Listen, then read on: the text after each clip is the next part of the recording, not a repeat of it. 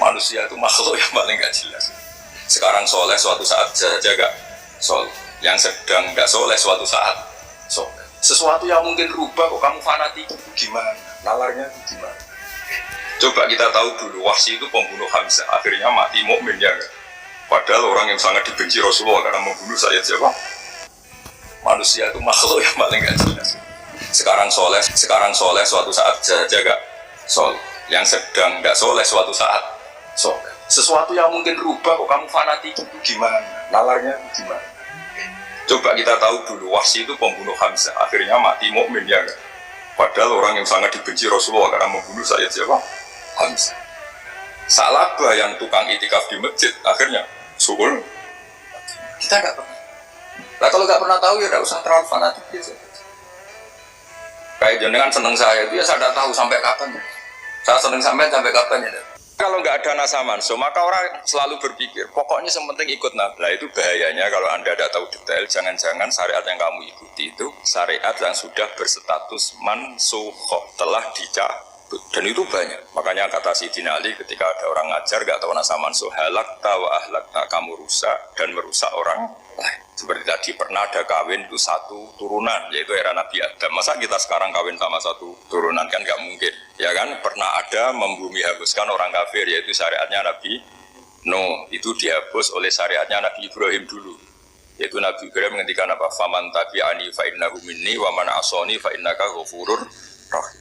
Ya, kalau orang ikut saya ya Allah ya pasti golongan saya. Kalau yang masih maksiat, masih balelo, saya berharap engkau ampuni.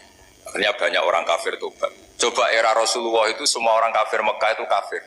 Nabi belum wafat, itu sudah ada 114.000 mukmin semua.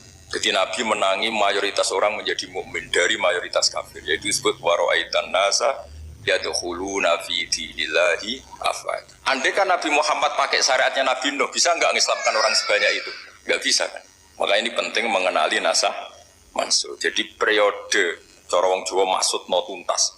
Robila tadar itu maksud tuntas itu menghabisi itu habis di periode Nabi siapa? No, syariat itu sudah enggak dipakai lagi. Yang dipakai apa? Faman tabi'ani fa innahu minni wa man asani fa innaka ghafurur rahim. Lah Nabi Muhammad ini nabi yang kena khitab anit tabi' millata Ibrahim hanifah. Jadi masternya Nabi Muhammad itu mentornya Nabi Ibrahim. Sehingga syariatnya ya faman tabi'ani fa innahu minni wa man asani fa innaka ghafurur rahim. Tidak syariat Rabbila tadar alal ardi minal kafirina daya. Jelas ya. Jadi mengenali nasa mansuh itu penting sekali karena kalau enggak Anda halakta wa ahlakta, kamu merusak diri kamu sendiri juga merusak orang lain karena menfatwakan hukum yang sebetulnya sudah berstatus mansukhoh hanya berdasar itu kan syariatnya nabi-nabi dulu. Syariat yang apa? Syariat yang nggak pernah terhapus hanya satu, usuluddin, yaitu tauhid, itu sama. Tapi kalau syariat itu beda-beda, atau furu'iyah itu beda-beda. Itu tadi saya beri contoh, era Nabi dulu kalau ada pakaian najis, dipotong, dibuang. Era Nabi Muhammad dicuci. Orang kafir dihabisi oleh langit. Era Nabi Muhammad nggak boleh, bahkan didoakan Allahumma hdi qaumi fa innahum la ya'lamun.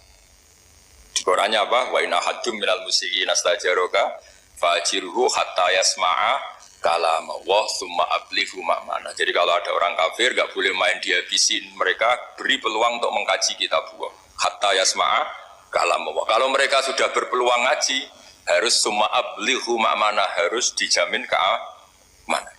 Ya, karena apa? Dzalika bi annahum qaumul la ya'lamun. Bagaimanapun mereka memang karena tidak tahu.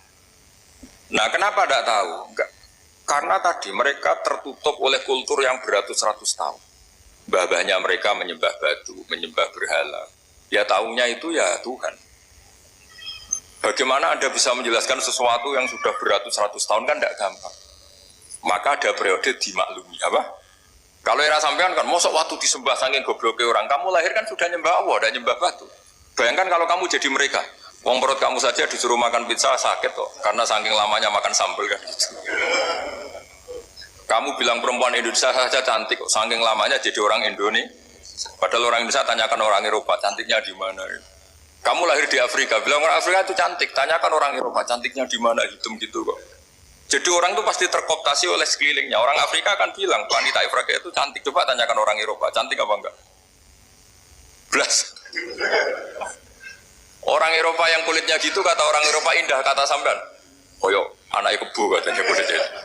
Jadi orang itu akan terkooptasi oleh sekelilingnya.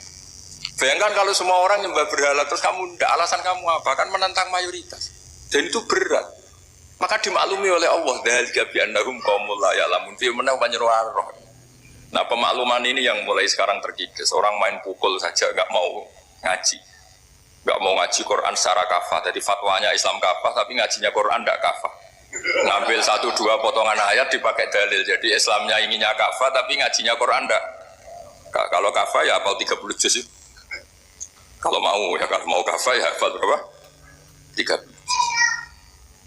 Makanya saya sering bilang, saya sering dinasihati orang karena belum tahu saya ini hafal Quran.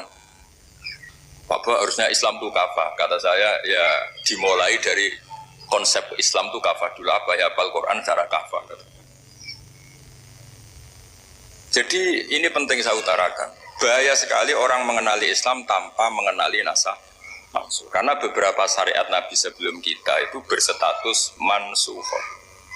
Terus contoh berikutnya, ini nasah mansuh antar Nabi apa khusus internal Nabi? Antar Nabi aja gak selesai ini sampai. Contoh yang paling keren mungkin cowok semua senang. Nabi Dawud dulu istrinya berapa? 99. Nah itu kalau masih halal itu kan berarti jenengan itu punya istri berapa? Wah itu kan ngeri betul. Punya satu aja repotnya gitu apalagi berapa? Punya 99. Terus kamu bilang gini, ini kan syariatnya Nabi Dawud, Nabi kan bisa diikuti. Pernah ada periode di mana seperti itu boleh.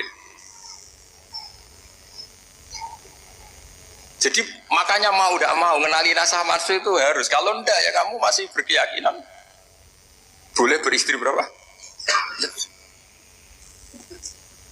Nah ini penting saya utarakan. Makanya Sayyidina Ali itu kalau ngetes calon mubalek, kira-kira kalau Kemenak dulu inginnya apa? Sertifikasi apa? Mubalek. Itu tanyanya gitu. Ta'rifun an-nasa wal mansuh, kamu apa tahu nasah mansuh? La. Jawabnya Sayyidina Ali, halak tahu ahlak tahu, kamu orang yang rusak. Karena tadi takutnya ada syariat yang sudah mansuhoh dipakai. Itu tadi misalnya kita ini tidak umatnya Nabi Nuh, tapi pakai syariat Robbila Tadar alal ardi minal kafirina. Terus ketiga begini, misteri manusia itu. Dan ini kita tidak pernah tahu sampai kiamat, tapi ini ilmu harus kita diskusikan. Misalnya saya ini namanya Baharudin. Saya sekarang hidup sampai 2019 sekarang. Kan hanya Allah yang tahu berapa turunan saya sampai kiamat dan statusnya kayak apa. Donald Trump juga gitu. Donald Trump itu sekarang kafir, tapi kita tidak pernah tahu nanti turunan keberapa ada yang Muslim. Nah turunan yang calon Muslim ini diletakkan di mana kita tidak tahu. Yang jelas kalau kamu bunuh itu katut itu. Artinya gini, logika membiarkan orang kafir itu ya ada logikanya.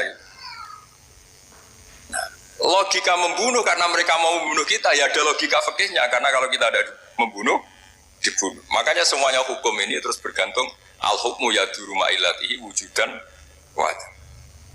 Di sini terus dipertemukan. Makanya semua nabi itu kalau yang namanya membunuh pasti pas perang saja, karena ini kondisi yang memang pilihannya hanya dua, kalau nggak dibunuh ya membunuh. Ada duel lah itu. Maka ini butuh kajian fikih dan orang nggak boleh subjektif dalam hal ini. Saya ulang lagi, tidak boleh subjektif. Karena tadi orang yang kamu katakan sekarang misalnya Zaid, kamu itu bodoh sekali. Kenapa bodoh? Nggak hafal Quran, nggak pernah kuliah, nggak pernah ngaji. Ternyata Zaid ini bersemayam calon anak yang alim alama hafal Quran, namanya Umar, tapi masih jadi sperma. Suatu saat Zaid itu punya anak alim alama, kan banyak orang tidak bisa baca Quran punya anak hafid, banyak nggak di Indonesia? Banyak nggak petani yang punya anak dekan? Petani punya anak dekan, yang dekan punya anak naik kelas saja susahnya bukan main. Banyak kan? Nah ketika dibalik nanti ada dekan punya anak goblok, yang petani punya anak dekan, pinter mana? Kita tidak pernah tahu, makanya ini kan ya sudah, kalau nggak pernah tahu ya bilang saja wallahu alam, kan selesai. Daripada keminter keliru kan ada wallahu alam. Makanya cerita favorit guru saya Kiai Haji Maimun Zubair itu punya apa namanya Ki Zubair. Itu cerita favoritnya itu ada santri namanya Soleh. Soleh itu alim alama. Orang Madura itu cara berpikir kan kalau kiai saja alim seperti itu apalagi bapaknya. Pas bapaknya main ke pondok, seandainya ada ribuan bapaknya main ke pondok itu. Sholat itu ya gak bener. Gak sesuai sunnah Rasul lah kira-kira gitu. Sudah sholat itu gak bener apa-apa gak bener. Masih ditakwil sama santri Madura karena orang Madura itu kultus. Mungkin khilaf itu satu khusus, pokoknya perlakuan khusus. Suatu saat saking bodohnya orang itu kenceng tuh pikir musola. Wah ini gak bisa ditakwil lagi, artinya gak bisa ditakwil tuh gak. Wah ini sudah gak bener ini, gak bener. Singkat cerita santri tadi gak kuat matur ke kiainya, Pak Yai. Jenengan sealim itu kok bapaknya segoblok gitu. Kenapa? Ya, dia kencing pikir musola. Oh bapak saya tuh pinter sekali. Kok bisa? Karena beliau yang memutuskan saya mondok sampai saya jadi alim alama seperti ini. Yang bodoh itu mbah saya. Bodoh itu mbah saya kan. Artinya gini, sekarang misalnya Anda dekan, atau Anda rektor, atau Anda profesor, atau Anda kiai top mubalek kondang. Anda mubalek kondang terus punya anak, gobloknya bukan main, atau apalagi anaknya ketangkep KPK. Yang satu anaknya orang bodoh jadi dekan. Kalau kompetisi ini pinter mana coba? Ada ahli metodologi, tapi anaknya itu terlibat narkoba. Yang ini petani utun, anaknya dekan. Kira-kira kalau dikompetisikan pinter mana? Anaknya pinter petani tadi gitu. Yang ketika petani kamu vonis bodoh gitu. Tapi siapa tahu kalau ini menyimpan calon. Paham ya? Kita tidak pernah tahu. Makanya Quran selalu ngajari dalam ilmu sosial wa in adri la'allahu fitnatul lakum wa mata'un ila. Di dalam ilmu sosial itu kita harus jawab tidak tahu. Karena mungkin. Makanya saya tadi pagi ngaji di direktorat saya bilang, saya pernah diprotes orang, Gus kamu udah jelas 01 atau 02. Biasa aja Bapak. Manusia itu makhluk yang paling gak jelas. Sekarang soleh suatu saat saja gak soleh. Yang sedang gak soleh suatu saat soleh. Sesuatu yang mungkin rubah kok kamu fanatik itu gimana? Nalarnya itu gimana? Coba kita tahu dulu Wahsy itu pembunuh Hamzah, akhirnya mati mukmin ya gak? Padahal orang yang sangat dibenci Rasulullah karena membunuh Sayyid siapa? Hamzah. Salabah yang tukang itikaf di masjid akhirnya suul. Kita tidak pernah. Nah kalau nggak pernah tahu ya tidak usah terlalu fanatik biasa. Kayak jenengan seneng saya itu ya saya tidak tahu sampai kapan ya. Saya seneng sampai kapan ya. Kayak suami istri. Pas nikah harmonis bulan madu sampai kapan bertanya. Yang jelas paling awet itu pasangan jelek itu pasti nggak awet. Makanya jadi guyonan pasangan itu jangan baik-baik gak awet. Kalau jelek itu awet. Ternyata maksudnya cantik sama ganteng itu suatu saat pasti jadi jelek. Yang jelek sama jelek pasti jelek terus. Makanya jadi guyon aja. Kalau pasangan jelek itu awet katanya. Tapi kalau pasangan baik, ternyata baik wajahnya itu mesti awet. Suatu saat pasti jelek. Tapi yang jelek awet. Karena mulai dulu ya jelek sampai gitu. Awet jeleknya maksudnya bukan. Ya jelas ya. Jadi saya mohon sekali ini ilmu. Sampai anda urusan ini bukan urusan cocok tidak cocok, tapi ilmu. Ilmu harus kita dengar. Bahwa syariatnya para nabi itu yang sifatnya furu'iyah, tidak usuliyah, tidak tauhid itu potensi rubah. Sehingga mengkaji nasab manusia itu satu keharusan seorang ulama. Makanya setiap ada syariat nabi, hal hadhi syariah mu'abbada amla, mansukhoh amla. Karena potensi itu tinggi. Kita tahu dulu semua nabi sholat menghadap apa? Baitul Maqdis. Era Rasulullah dipindah ke Ka'bah. Tapi kalau kamu katakan total Baitul Maqdis ya tidak juga. Nabi Ibrahim mulai dulu madhabnya ke Ka'bah. Tapi kalau Nabi Musa ke Baitul Maqdis. Terus kamu bilang ini 01, 02 ya memang syariat jadi sesuatu yang furu'iyah. Nah, kenapa ini furu'iyah? Jawabannya sederhana. Ketika seseorang menghadap Ka'bah itu menghadap batu apa menghadap Allah? Allah. Ketika menghadap Baitul Maqdis hakikatnya menghadap Allah apa menghadap Baitul Maqdis? Allah, maka menghadap Ka'bah itu sebenarnya masalah furu'iyah. Yang masalah usuliyah adalah inni wajjahtu wajhiya lilladzi fataras samawati wal ardh. Yang permanen adalah menghadap Allah Subhanahu wa taala. Cuma secara prosedur syariatnya secara zahir menghadap Ka'bah. Maka potensi rubah karena ternyata itu furu'iyah, untuk kiblatnya itu furu'iyah. Yang permanen adalah menghadap ke Allah Subhanahu wa taala. Ini pentingnya. Jadi terus sekarang masih antar nabi apa di internal nabi? Ini sudah mau selesai, ini sudah habis ini. Internal. Ini sudah selesai, ini sudah pas. Mohon maaf ya. Oh.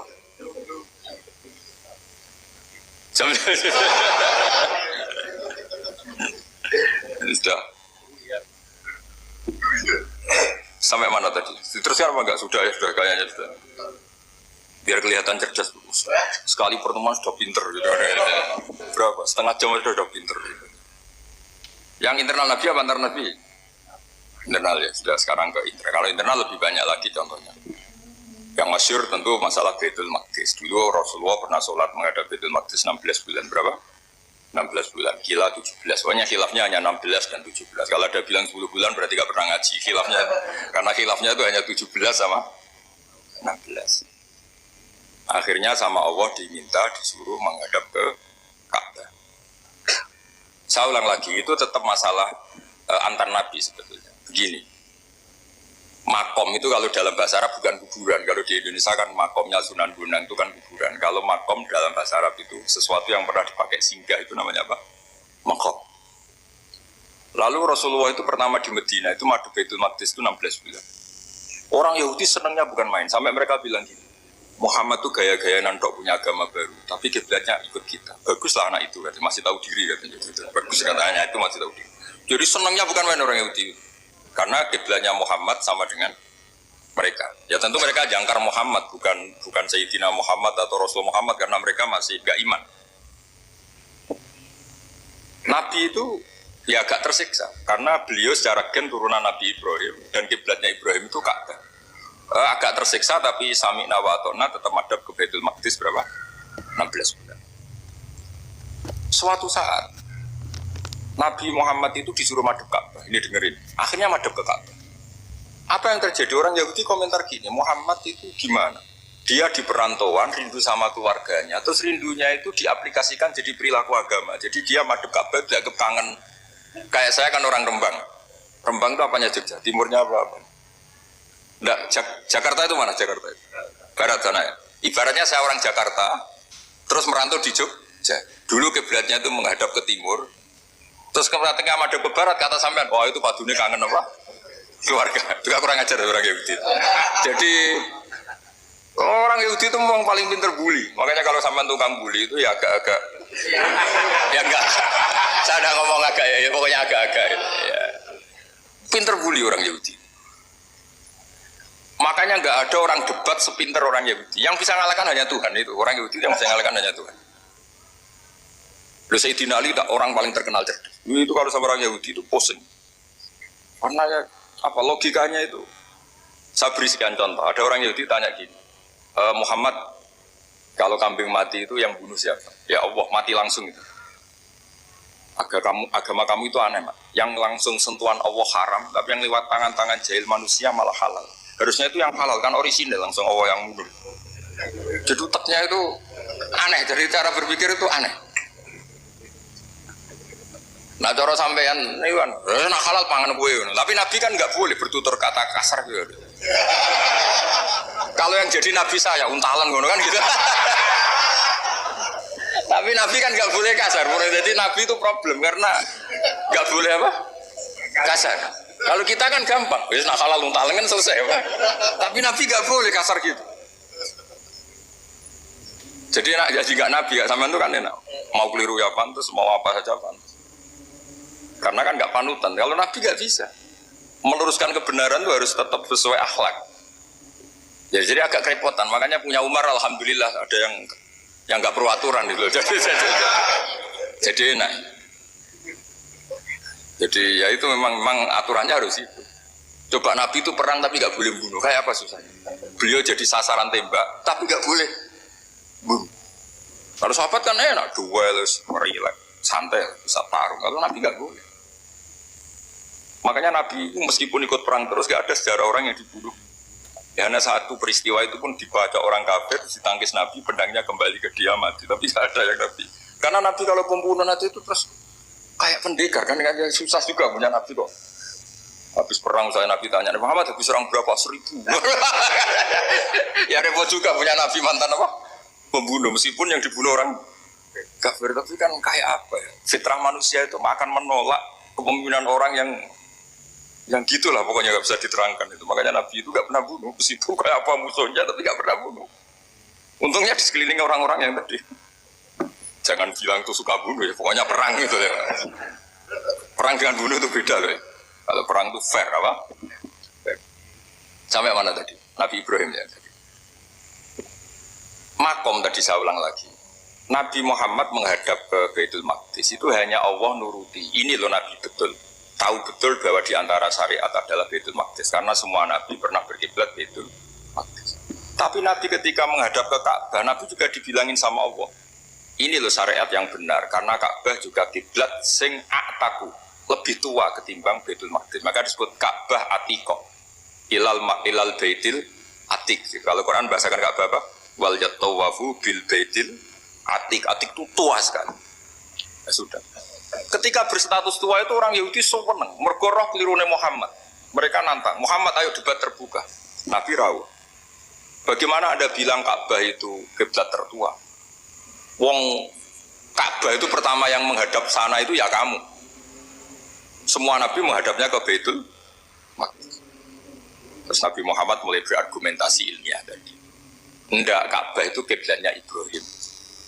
Jadi Ibrahim dulu itu yang mulai dulu kiblatnya itu di Ka'bah. Terus orang itu tanya buktinya apa? Terus dijawab fihi ayatum bayinatum maqam Ibrahim. Ternyata di situ ada jejak kakinya Nabi Ibrahim, yaitu batu yang diinjak beliau ketika bangun Ka'bah.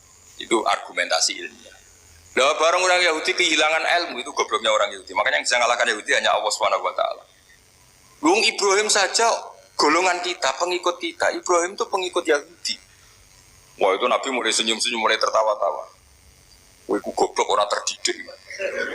Karena itu ibaratnya kayak kamu bilang Soekarno itu pengagum Puan Maharani. Kira-kira seperti itu. Soekarno itu pengikut Puan. Karena Yahuda itu Yahuda bin Yakub bin Ishak bin Ibrahim. Saya ulang lagi ya, nasabnya Yahudi ya Yahuda bin Yakub bin Ishak bin Ibrahim. Jadi Ibrahim itu mbah keempat dari Yahuda. Tapi karena mereka kalah debat, Ibrahim itu pengikut Yahudi. Itu sama dengan bilang apa? Soekarno itu pengikut Puan Maharani. Itu kan jadi aneh. Atau Gus Dur pengikut Mbak Yeni. Atau Basim Masari pengikut Mbak Yeni. Itu kan aneh. Akhirnya sama Allah diingatkan. Makanya ada ayat ha antum haula hajatum fi malakum bi ilm falimatu hajuna fi ma laysa lakum bi ilm. Perjanjian debat ini semuanya harus ilmiah. Tapi kenapa perdebatan Anda malah ndak ilmiah? Karena orang Yahudi iftadohu malu semua. Wah semane Muhammad itu satu-satunya kekalahan orang Yahudi. Tapi ayat-ayat seperti ini itu enggak populer. Ayat ha antum haula hajastum fi malakum bi ilm falimatu hajuna fi ma laysa lakum bi. Jadi Islam betapa hebatnya Islam. Kalau debat harus ilmiah. Dan Kanjeng Nabi menantang, ini perjanjian kita debat ini ilmiah. Kenapa sekarang jadi tidak ilmiah? Yaitu kamu mengatakan Ibrahim itu pengikut Yahudi. Padahal Ibrahim dengan Yahudi itu dulu Ibrahim. Makanya Islam kalah, tapi tetap rakyat Islam. Tapi nah, makanya terus Ka'bah dibuktikan ketuaannya lewat apa? Fihi ayatum bayinatum maqamu Ibrahim. Itu bukan makom kuburan. Karena makamnya Nabi Ibrahim tetap Hebron, tenggudi Palestina. Kira-kira itu Palestina. Jari Israel yang Israel, boleh menang di. Jari Israel yang Israel, jari Palestina yang. Saya pernah ziarah ke sana di Hebron, di makamnya Nabi siapa? Ibrahim. Jadi jelas ya. Jadi nasa mansuh itu ketentuan yang dikehendaki Allah Subhanahu wa taala untuk menguji loyalitas manusia, menanggalkan semua akalnya. Makanya saya mohon sekali siapapun yang ngaji saya dimanapun, sekali-kali manusia itu harus menanggalkan akal. Sekali Anda pakai akal, maka Anda akan ingkar dengan nasa mansuh. Nasa mansuh itu hukum yang direvisi, yang dibatalkan. Makanya orang Yahudi lagi-lagi pinternya orang Yahudi. Merovokasi orang-orang yang Islamnya belum kuat, diprovokasi gini. Ungzuru ila Muhammadin tahayyara fi din yukhillu yawman wa yuharrimu ukhra. Lihat itu Muhammad, dia kebingungan cara beragama. Kadang bilang A, besok bilang B. Jadi nasa mansub dianggap satu bentuk kebingungan, gak kurang ajar. Wah, akhirnya sebagian orang yang murtad. Makanya nasa mansub itu satu peristiwa yang menjadikan banyak orang murtad. Karena diprovokasi orang Yahudi bahwa itu bentuk kebingungan Muhammad. Akhirnya terus saya qulu sufa unan nasi ma wallahum al-qiblati mulati kanu aliyah. Kelirunya orang Yahudi adalah ternyata nasab mansuh yang dipilih Rasulullah itu semuanya ada di Taurat dan Injil. Termasuk di Taurat dan Injil disifati dan Nabi yusolli ilal kiblatin, bahwa Nabi ini akan bersolat dengan dua kiblat. Makanya tetap ditantang. Kul fatu bitoroti fatluha in kuntum shodiqin. Kalau kamu tidak percaya bahwa saya ini orisinil, ayo bareng-bareng mengkaji Taurat. Tapi mereka tidak siap mengkaji Taurat. Karena Taurat semuanya mendukung Rasulullah Muhammad SAW. Fatluha in kuntum shodiqin. Makanya ini penting sekali ngaji. Jadi perdebatan itu macam-macam. Dan itu pinternya orang Yahudi. Ungzuru ila Muhammadin tahayyara fi dini. Yukhillu yawman wa yuharrimu ukhra. Ini penting sekali. Makanya nasa mansuh itu uji loyalitas. Itu Imam Malik kalau mencontohkan ke Imam Syafi'i. Saya berisikan contoh fikih.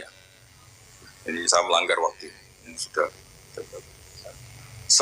Saya yang tidak mengesahkan diri saya. Ya misalnya ini ya, ini kertas saya bawa ya, ini kertas saya bawa. Terus ini tak kasih uang misalnya, uang 100.000. Atau kalau contoh Imam Syafi'i dulu dididik Imam Malik begini. Ya Syafi'i, kalau kamu punya 2 budak, 2 pembantu, kalau dulu kan masih ada budak, 2 pembantu lah kira-kira. Seneng mana, yang cerdas sama yang goblok? Seneng yang cerdas.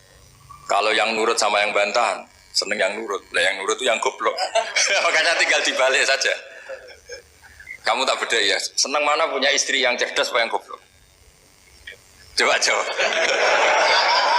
Atau ibu-ibu mbak-mbak ini, seneng mana punya suami yang cerdas atau yang goblok? Kalau cerdas gak bisa diakali.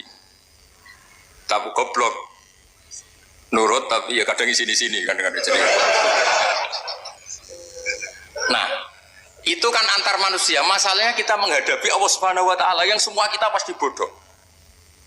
Kita menghadapi Allah Subhanahu wa taala yang semuanya kita pasti bodoh. Allah jelas ngendikan wa kanal insanu dzaluman. Jauhlah manusia itu banyak dolimnya. Dolim itu sifat mubalaghah. Kalau orang dolim sekali dolim, kalau sering zalum. Kalau jahil biasa jahil, kalau banget jahili jahul. Bahasa Arab kan gitu memang. Ghafir, pengampun biasa. Kalau ghafur selalu mengampuni. Syakir, makanya sifatnya Allah Ta'ala ikut wazan fa'ul semua. Ghafur, syakur. Atau diikutkan wazan fa'al. Kalau goblok biasa jahil, goblok banget jahal kan gitu. Kafir biasa kafir, kalau kafir banget kafar. Ya, jadi wazan balagha itu bisa fa'al, bisa fa'ul ya. Kafirin, kafar atau kafur. Paham ya? Malah ngaji nahwu. Ya, tapi ini memang perangkatnya ya. Ini kan perang mau tidak mau. Makanya misalnya Allah tidak suka kulla kafarin banget kafir ya, Pak. Paham ya? Kulla khawanin banget khianate. Kalau khain khianat biasa, kalau khawan sering khianat. Lah manusia itu kata Allah apa zaluman? Wis banget dolime banget. Itu kalau yang ngarang hikam mencontohkan tuh gini, manusia itu pas bener saja salah, apalagi pas salah. Jadi manusia itu kata Imam yang ngarang hikam itu, man itu kanat mahasinhu masawiyah, fakih fala takunu masawi masawiyah. Ketika baik saja buruk, apalagi ketika buruk. Coba kalau ada orang dermawan sama teman-temannya, tanyakan istrinya, duit hambur-hambur, disikno konco ngalono bojo. Mesti itu. Teman yang sering silaturahim ke teman-temannya, kata temannya baik, senang silaturahim, tanyakan istrinya, oh meninggali wong. Jadi manusia pas baik saja ada buruknya, apalagi pas buruk. Makanya dulu bapak saya ngajarin saya istiqomah ya apik ya, tapi kadang-kadang nak keterusan itu istiqomah ngangkangi orang dia udah punya kesempatan. Misalnya ada imam masjid, imami terus sampai tua sampai mau mati. Itu istiqomah apa tidak memberi peluang yang lain? Enggak jawab. Jadi itu manusia. Jadi pas baik saja buruk, apalagi pas buruk. Kayak saya gini di sini ngajar baik, tapi saya ada sopannya harus di atas. Padahal banyak orang sepuh ada Pak On, ada beberapa yang kan terpaksa nggak sopan. Tapi sama yang nyuruh, berarti sama yang dosa. Kemarin saya minta di bawah supaya ganjaran saya utuh, ini gara-gara begini ganjaran saya ini agak terkredit terdebat itu karena itu. Saya teruskan. Jadi manusia itu punya sisi itu karena manusia itu dzalum dan jahul. Wa kana al-insanu dzaluman. Problemnya ini ngadepi Allah yang selalu pinter, yang kita selalu bohong. Misalnya gini, kamu ditanya Allah. Ini contohnya Imam Malik. Ikla hadi sokhro fa inna tahtaha dhahaban. Coba bongkahan batu itu kamu angkat, di bawahnya ada emas. Lalu budak yang pinter berlogika, oh disuruh buka itu karena ada emas toh. Berlogika. Kalau budak yang goblok enggak, ya disuruh ya diangkat saja. Ada emas apa enggak karena perintah ya diangkat. Yang satu nurut karena perintah, yang satu nurut karena ada emas, ada sesuatu. Logikanya suatu saat Tuhan tuh hanya bilang gini dok, ikla hadis sokro, batu itu angkat. Yang nurut yang goblok permanen tadi kan langsung angkat. Yang pinter, ini ada apa lagi Gusti kok harus diangkat? Ya gak ada apa-apa, nyuruh saja kata Allah gitu. Oh ada bisa, sesuatu harus ada alasannya. Itu kira-kira mangkel loh agak. Oh mangkel. Nah, logikanya manusia seperti itu. Makanya dua murid pinter, di rakyat pinter, presiden ya susah mesti demo. Goblok ya susah di sini uang. Ini kan nggak ada pilihan. Memang manusia itu nggak ada pilihan. Nah sekarang masalahnya gini di fikih ini, saya kembali lagi ke fikih. Pertanyaannya secara fikih begini, misalnya iddah. Iddah itu seorang perempuan ditinggal mati suaminya atau ditinggal atau cerai. Itu kan ada namanya apa? Iddah. Iddah itu memastikan apa tujuannya? Memastikan rahim itu steril dari mani atau sperma zaut awal. Supaya nanti kalau dinikah orang lain tidak terjadi ikhtilatul nasab. Oke, berarti iddah kita beri argumentasi secara ilmiah li baro atirohmi. Jadi misalnya Zaid menceraikan istrinya Sri dalam keadaan masih bisa haid. Iddahnya 3 kali masa suci. Wal mutallaqatu yatarabbasna bi anfusina salah satu guru. Lalu karena secara teori medis kalau haid berarti bukti tidak hamil. Apalagi kalau haidnya terulang-ulang sampai 3 kali pasti tidak hamil. Sehingga kalau nanti dinikahi orang lain pasti kalau ada anak ya anaknya zaud sani atau zaud kedua. Berarti alasan iddah libaro atir rohmi. Oke, kita sok pinter, sok bijak. Pertanyaannya adalah sekarang sudah baru 1 bulan suaminya di Malaysia nggak pernah ngumpuli. Dicek di medis juga berbukti tidak hamil. Apakah boleh tanpa iddah? Semua ulama mengatakan tidak boleh. Tapi ini kan rahimnya jelas bersih. Ya karena iddah itu nuruti perintah pangeran. Pokoknya tetap iddah 3 kali masa suci. 3 kali masa suci atau masa haid. Itu ada perdebatan ulama. Tapi kan ini terbukti bersih Gus. Meskipun terbukti bersih kata Allah harus iddah 3 bulan atau berapa? Kira-kira 3 bulan 4 bulan ya tetap harus iddah. Kowe milih mana? Sok pinter Gusti berhubung ini. Pangeran buat terang gitu. Berhubung. Jadi Tuhan apa Pak Wari berhubung Gusti ini jelas steril dari sperma zaut awal. Enggak usah iddah Gusti. Sama aja kamu disuruh majikan kamu ikla hadis sakhra berhubung enggak ada apa-apa, enggak usah ya. Kira-kira mangkel non enggak budak yang seperti itu. Mangkel. Maka dibutuhkan kebodohan dalam beragama. Betul itu memang. Makanya Nabi itu unik. Pernah bilang itu gini. Aksaru ahlil jannah al-bulu. Aki-aki penduduk swarga itu al-bulu. Wong goblok-goblok. Maksudnya goblok yang jenis ini. Bukan goblok betulan maksudnya. Maksudnya goblok jenis ini itu ya tetap pinter. Tapi pinternya dibuang. Pura-pura goblok demi samina. Jadi saya misalnya kok pinter. Pinter dan goblok tadi. Sekaligus. Pinter dan goblok. Ya bah, ikla hadis sokhra fa inna tahta hadapan. Tak angkat karena saya tahu di bawah ada emas. Tapi di hati saya sajane ya mergo perintah. Suatu saat kalau disuruh Allah ikla hadis sokhra, perintah ya tak angkat ya sudah. Jadi ya pinter ya goblok. Saya tahu namanya perintahnya Allah pasti ada hikmahnya. Hikmahnya itu adalah libaro atir rohmi. Tapi hikmahnya jadi kawula adalah nurut perintah Allah, cek tahu alasannya maupun ya, di sini ada illatul hukmi untuk membangun kecerdasan, tapi ada loyalitas untuk membangun ubudi, ya bahwa kita ini kawula roh roh tetap loyal. Makanya tadi pagi saya cerita Sayyidina Umar kayak apa cerdas, tapi tetap ubudi ya. Yaitu Rasulullah SAW sering dibully orang kafir. Muhammad tuh gaya-gaya nantok. Wong ora oleh nyembah berhala, ora oleh nyembah watu, jebule dekne nyembah Hajar Aswad. Karena dilihat dari jauh kan tetap nyium Hajar Aswad. Coba kalau kamu lihat dari jauh, kamu sujud dari jauh kan kayak sujud sama batu. Makanya Sayyidina Umar karena orang kafir masih cara berpikir gitu, tiap nyium Hajar Aswad tuh komentar gedumel. Alim tu annaka hajarun la tadurru wa la tanfa. Walau la anni ra'aitu Rasulullah qabbalaka ma qabbaltuka. Aku roh nak watu, ya ramadoroti ramanfaati. Kalau saja saya tidak melihat Nabi nyium kamu, saya tidak sudi nyium kamu. Jadi tidak berdoa doa mustajab itu tidak berutuh. Karena apa? Umar tahu ini masalah secara tauhid. Kalau saya doa depan Hajar Aswad nanti dikira syirik karena berdoa di depan batu. Tapi kalau saya ada nyium nyulayani sunnah Rasul, yaitu nyium Hajar wis tengah-tengah nyium sambil gerutu, itu sudah kompromi. Ya nyium tapi gerutu. Kayak apa? Makanya ya cerdas tapi ya goblok tadi ya cerdas. Itu uniknya Rasulullah. Jadi muji orang pintar ya sudah langit. Tapi Nabi pernah dalam satu hadis mengatakan aksaru ahlil jannah al-bulbu. Aki-aki penduduk swarga itu orang bodoh. Artinya orang bodoh itu bukan bodoh betulan kan. Dia meninggalkan akalnya demi loyalitas ubudi. Untuk menutup itu bukti begini. Perang Badar itu perang yang nggak mungkin dimenangkan umat Islam karena orang kafir itu 1000 dengan pasukan full dengan peralatan perang full. Rasulullah itu tahun kedua Hijriah itu pasukannya hanya 313. Itu pun pedang itu untuk orang 5 itu hanya ada pedang 1. Jadi kalau mau dibaca orang sih kang nilai pedangnya aku. Itu kan nggak kebayang perang dalam keadaan seperti itu. Jadi mesti kalah, orang mungkin kalah mesti. Tapi Nabi tetap bilang saya ini disuruh Allah perang, ya harus berangkat. Yaitu perang Badar. Kata para sahabat, ya Rasulullah ini nggak masuk akal, sudah nggak usah perang ini tidak masuk akal, mau setor nyawa. Sudah gitu dadaan, nggak ada persiapan. Lucunya apa? Sahabat itu ketika Nabi tetap berangkat. La akhrujanna walau waqti. Nabi menginginkan saya tetap berangkat meskipun sendi. Setelah Nabi berangkat sekian meter, tuh sahabat ikut semua. Kata Nabi, lah kamu kok ikut? Ya ikut saja. Kata kamu mesti kalah. Ya anggap saja setor nyawa. Demi loyalitas pada jenengan. Itu makanya nggak ada periode sebaik periode sahabat. Tapi yang gerutunya jalan. Karena gerutu ini bawaan ilmiah. Makanya kita loyal sama presiden. Tapi yang nggak cocok ya gerutunya jalan.